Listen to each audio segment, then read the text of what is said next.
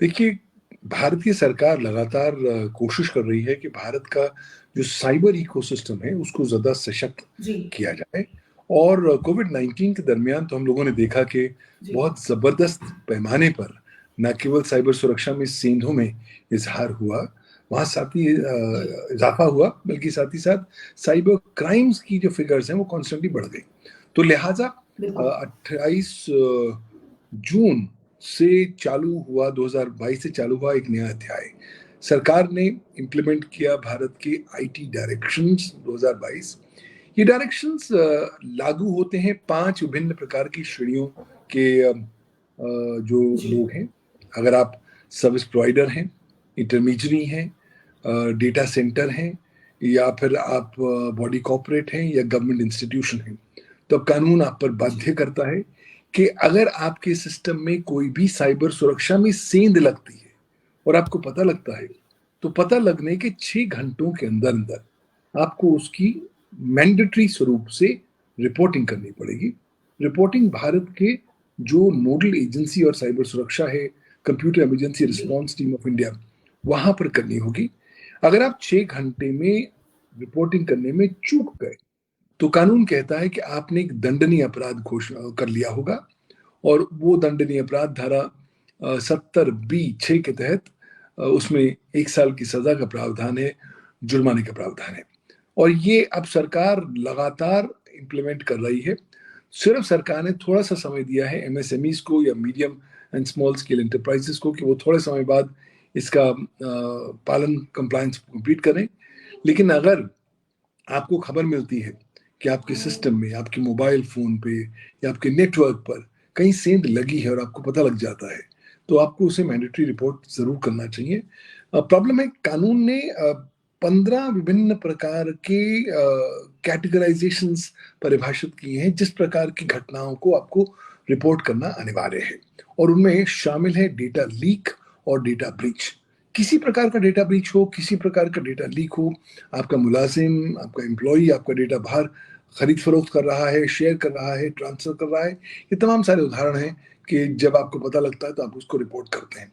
साथ ही साथ ये जो जी, प्रकरण है, ये विशेष तौर पर नई उभरती हुई टेक्नोलॉजीज को भी कवर कर रहे हैं। तो अगर आप artificial intelligence, blockchain, internet of things, जी, cloud computing, 3D 4D printing या एडिटिव मैन्युफैक्चरिंग या ड्रोन्स में भी काम करते हैं और आपके यहाँ सेंध नजर आती है, या तो साइबर सुरक्षा में सेंध हो या साइबर इंसिडेंट हो, तो आपको रिपोर्ट करना मैंडेटरी है। तो ये एक साइबर हाइजीन का एक नया स्वरूप है जब कानून ने परिभाषित किया है। जितनी जल्दी हम लोग इस नए स्वरूप को अडॉप्ट कर लेंगे अच्छा होगा। वरना एक बार आपने जुर्म कर लिया तो अगले 7 साल तक की के लिए एक तलवार आपके सिर पर लटक जाने वाली है। क्यों? क्योंकि अगले 7 सालों में कभी भी सरकार आपके विरुद्ध कानूनी कार्रवाई कर सकती है। आपको क्रिमिनल प्रोसिक्यूशन का सामना भी करना पड़ सकता है। जी, ये बहुत चौंकाने वाली बात आपने बताई कि सरकार आपके विरुद्ध कार्रवाई कर सकती है अगर आप साइबर अपराधों की शिकायत दर्ज नहीं कराते एक समय सीमा के भीतर। तो अब क्या इंडिविजुअल्स पर भी ये लागू होंगे, इंस्टीट्यूशंस के अलावा जो आम लोग हैं उनको अगर उनके खिलाफ कुछ अपराध होते हैं तो उन्हें भी दर्ज कराना ज़रूरी है और शायद आम लोगों को ये पता भी ना हो कि हमारे खिलाफ साइबर अपराध हो भी रहा है। हम कैसे दर्ज करें, कहाँ दर्ज करें? क्या बहुत आसान है इस कंप्लेंट को दर्ज करना? क्या अक्सर कंप्लेंट दर्ज करने में ये फ्रेंडली होना चाहिए कि उसकी दर्ज कराना यूजर के लिए बहुत आसान हो, जो शिकायत करता है उसके लिए आसान हो इसकी कंप्लेंट दर्ज कराना। पवन दुग्गल जी। देखिए, कानून को बहुत विस्तार स्वरूप से परिभाषित किया गया है। मैं तो समझता हूँ कि बहुत विशाल जाल है जो फेंका गया है। और उस जाल में जी, 5 प्रकार की श्रेणियां आती हैं, चाहे वो बॉडी कॉर्पोरेट हो, डेटा सेंटर हो, नेटवर्क सर्विस प्रोवाइडर हो, इंटरमीडियरी हो या गवर्नमेंट इंस्टीट्यूशन हो। अब इन्होंने बॉडी कॉर्पोरेट की परिभाषा बहुत विशाल पैमाने पर भारत की सूचना प्रौद्योगिकी कानून में दे रखी है। तो बॉडी कॉर्पोरेट का मतलब यही नहीं है कि कोई कंपनी हो जो भारतीय कंपनीज एक्ट के तहत इनकॉर्पोरेटेड हो। उसी के अंतर्गत शामिल होता है sole proprietorship, partnership, limited liability partnership. तो अगर आप सोल प्रोप्राइटर हैं और आप अकेले इकलौते मालिक हैं अपने बिजनेस के, तब भी आप पर ये लागू है। अगर आप पार्टनरशिप के पार्टनर हैं, तब भी आप पर लागू है। अगर आप लिमिटेड लाइबिलिटी पार्टनरशिप पे भी आप पार्टनर हैं, तब भी आप पर लागू है। ऑफकोर्स कंपनी है तो लागू होगा ही। अगर आप कोई संस्थान है, कोई ट्रस्ट है, कोई सोसाइटी है, तो या नॉट फॉर प्रॉफिट कंपनी है, तो उन पर भी ये प्रकार का जो मैंडेटरी रिक्वायरमेंट है लागू होता है। अब सवाल उठता है कि आप रिपोर्ट करें कहाँ। कानून कहता है कि आपको रिपोर्ट करने के लिए जो भारत की नोडल एजेंसी है साइबर सुरक्षा की, यानी कि Indian computer emergency response team, वहां पर जाके लिखत में रिपोर्ट करना पड़ेगा। फिजिकली जाने की आवश्यकता नहीं।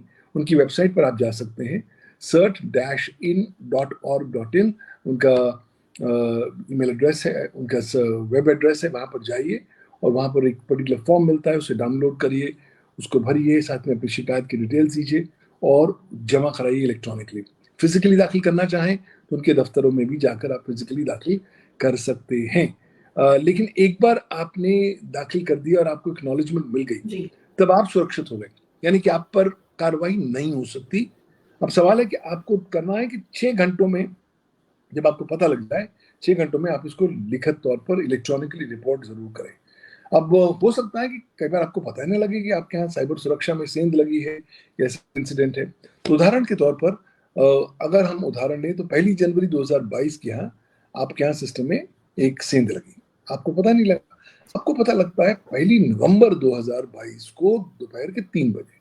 तो आपकी घड़ी चालू होती है 1 नवंबर 2022 के 3 बजे, यानी कि अगले 6 घंटे, यानी कि 9 बजे तक आपको इसको लिखित में रिपोर्ट करना है। और वो सबूत अपने पास रखना है जिसके माध्यम से आपको लीगल नॉलेज हो गई है कि आपके यहाँ सेंध लगी है या साइबर इंसिडेंट हुआ है।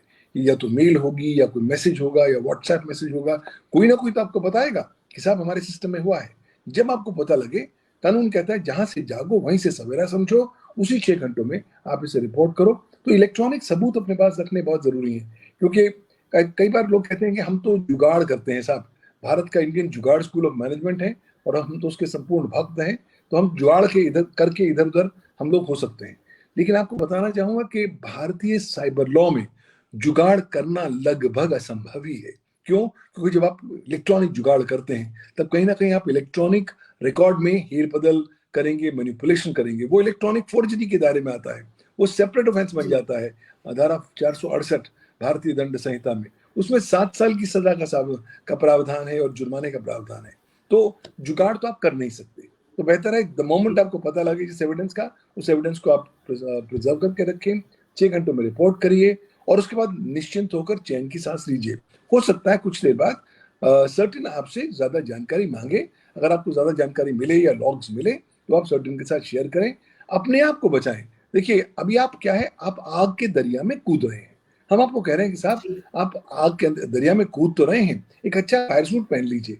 ये फायर सूट है कि आप कंप्लाई कर लीजिए, 6 घंटों में आप लिखत करके इन्फॉर्म कर दीजिए कि ये आग की जो आंच है वो आप तक ना पहुंच सके। अपने आप को सुरक्षित रखेंगे तो आपका डिजिटल भविष्य और डिजिटल वर्तमान दोनों ही उज्जवल रहेंगे।